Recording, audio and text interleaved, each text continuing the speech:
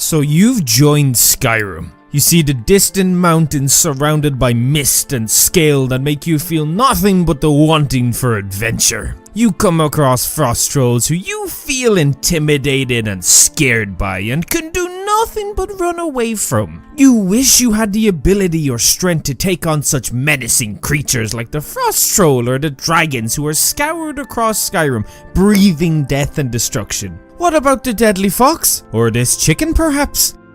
All formidable foes that will stop at nothing to end your conquest. With every good fantasy world there is the normal and somewhat predictable factions, and with Skyrim we all expect no different.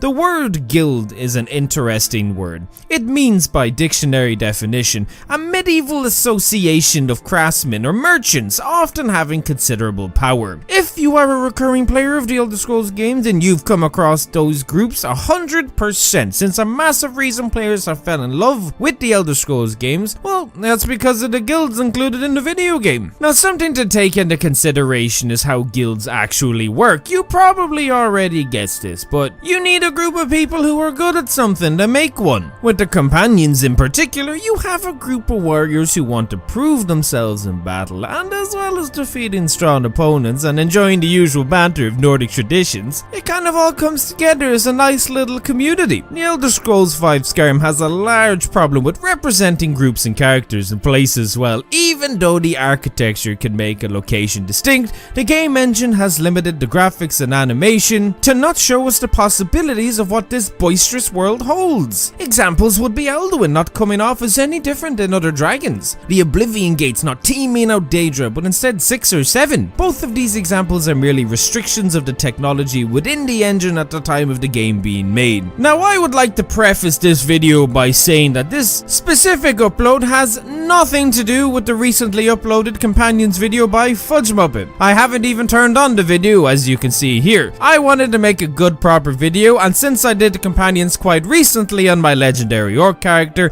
I thought it would be a good thing to get back into. So it really is just a really bad coincidence, and it just happened to coincide with one day we're making on the Companions too, so please don't head into the comment section and accuse me of plagiarism, when in fact I am the one who created the Companions, since I am Bethesda. Mike is my sidekick too. So you want to deal with me? You're gonna have to deal with him first. Look how angry he is. That's a large grr.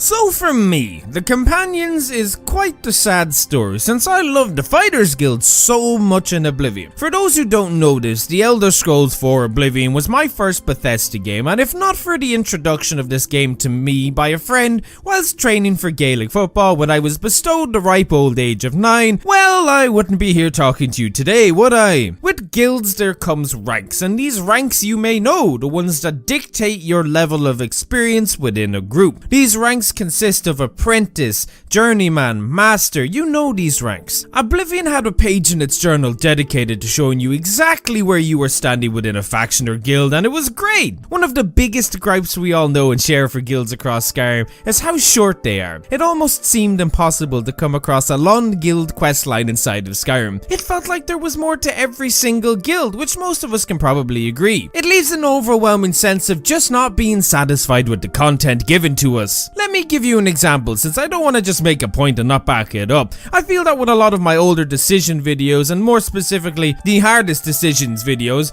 I got into too much of a habit of not backing up my points and instead primarily focused on trying to invoke a reaction from you, the viewer. The Dark Brotherhood questline in Skyrim has 13 quests, starting with Innocence Lost, where you help Aventus Arantino with a contract to kill an evil orphanage owner, and ends with the quest Hail Sithis, where you have to assassinate the Emperor of Tamriel. Quite a big feat, right? Now these are the main quests of Skyrim, and not the Radiant ones or anything like that. Want to take a guess at how many Oblivion has? You sure? That's your final answer? 5? Wow, I personally think 7 is a cooler number, but What do I know? Well, if you chose the number 29, you are correct. Yes, 29 different unique quests, starting with a knife in the dark where you have to kill somebody to draw on the Brotherhood's attention, to only then get tasked with killing Rufio in the Inn of Triomen. And this questline ends with Honor Thy Mother, having you, the player, unfold a massive Dark Brotherhood plot, which you honestly will not have seen coming. Truly some awesome storytelling. Not going to spoil it either, but please do get and play through it. So that's 29 in Oblivion to 13 in Skyrim. That is quite a massive jump. Okay, but that's just one example. But this is about the companions, right? This video shouldn't be discussing the number of quests in the Dark Brotherhood. Alright, fair enough. So let's quickly go over quest lengths between the companions and the Fighters Guild. Now for those who aren't aware, the Fighters Guild isn't in Skyrim. But we Elder Scrolls players like to compare the companions to Oblivion's and Morrowind's Fighters Guilds. It's just a warrior group of Skyrim. Really not so too much complications there, you know? So not counting side quests and radiant quests, the companions in Skyrim has 6 main quests,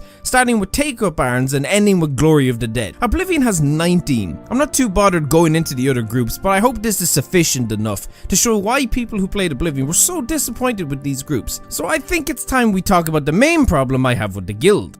The Silver Hand are the main antagonistic faction of the companions in Skyrim. They themselves are technically a guild/faction. They are an organization dedicated to exterminating werewolves and will stop at nothing to push this belief, as proved by the many dead werewolves you see scattered throughout their lairs during the companions' questline. They use silver weapons, and I'm sure if Bethesda had included and implemented more weapons, they would have had silver arrows too. So my 2 major gripes with this faction, put out quite plain and simply, are that A, I can't join them, and B, you find out next to nothing about them. Let's start with A. Skyrim is an RPG. An RPG game like Skyrim pushes for different player experiences and sells the game on choices the players can make. Why do I have to side with the companions then? I will never ever be able to make a werewolf hunter solely because of this reason. That and werewolves just don't spawn at all, except for a random event or 2. Do correct me if I'm wrong, but this is one of those things where I've played so much of the game, I don't think I need to research and look this up to know it. I'm not counting the werebears and Souls time, so don't go keyboard monkeying into the comments to drag Winnie the Pooh into this. Maybe I would have sided with the Silverhand's beliefs. Maybe I disagree with the companions' ways of thinking. Again, I had no choice in this. Now don't get me wrong guys, how many more times are you going to listen to a YouTuber in the Elder Scrolls community rant on about Skyrim's very obvious lack of choices? But you have to remember,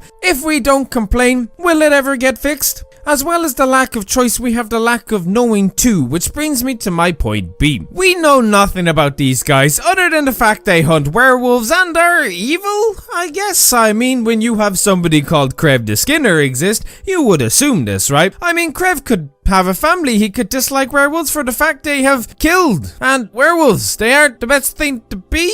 You know, Krev might have had a very bad experience with one. The people of Tamriel can be very evil. He's the only named character in the Silverhand faction though. That is absolutely awful from a game developer point of view. Bethesda can do so much better than this, and they know it too. It's a really big shame that the game is the one that's done best for them, because it is the only one that lacks any of the magic that made the franchise succeed in the first place. With a lack of content and a disappointing enemy faction out of the way, I would like to make one more point, and even though there was many points on why I dislike the companions, a lot of them pale in comparison to my final personal gripe. The companions make the Fighters Guild seem like they are badass, which they aren't really. They're kind of just mercenaries who get a bit of a cool questline with some good storytelling. Honestly, it's not a world-ending problem, but for me, it's an immersion-ending one. And I think we can all agree that having your immersion broke when playing a role-playing game is one of the worst feelings you can endure. Now, I could talk about Skewer, I could talk about how fast you level up in the companions, but these are different problems compared to this one here. Let's take this into consideration. You have the legendary Iskramor come over from Atmora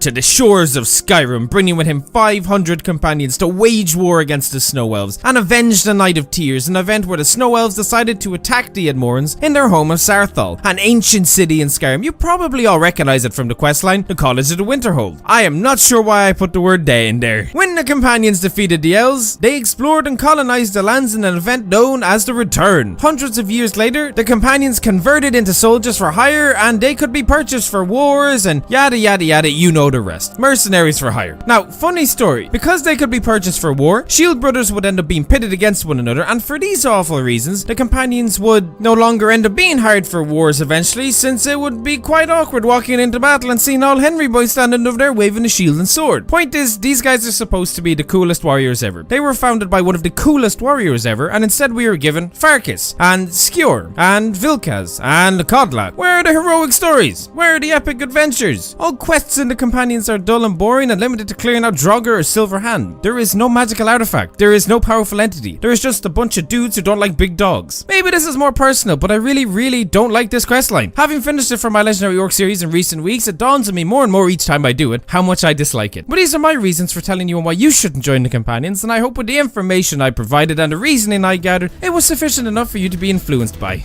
So this is the video. I haven't made one of these in quite a while. I spent a good few long hours making this. I hope it was worth waiting for, and I hope you enjoyed it. Making videos like these can be hard to make sometimes due to the mental anguish that comes from knowing you didn't like or dislike it. So please do one or the other. If I taught you something new or changed your opinion, leave a like. And if you didn't agree with me, thought my reasoning wasn't good enough, or just don't like my content, you could always leave a dislike. Either way, ratings help out my channel quite a lot, and I appreciate any support I get from any of you. Do leave comments too. I want to know what you thought of the video and if you would like to see more videos like this in the future. I'd love to make more for you and delve even deeper into topics like this if it interested you guys and gals. Anyways, thank you for watching and enjoying my content. Do follow the social links in the description below. I'm StraightUpIrish on most things, but to you guys, I'm just another guy who likes to play games. Do have a wonderful day or night wherever you are in the world. I really do appreciate all of you, and I don't know what I would do without you peeps and how cool you are. Look at how cool you are. But you're not as cool as Mike though, because he be Mikeing me crazy. You know? That's a good one, right?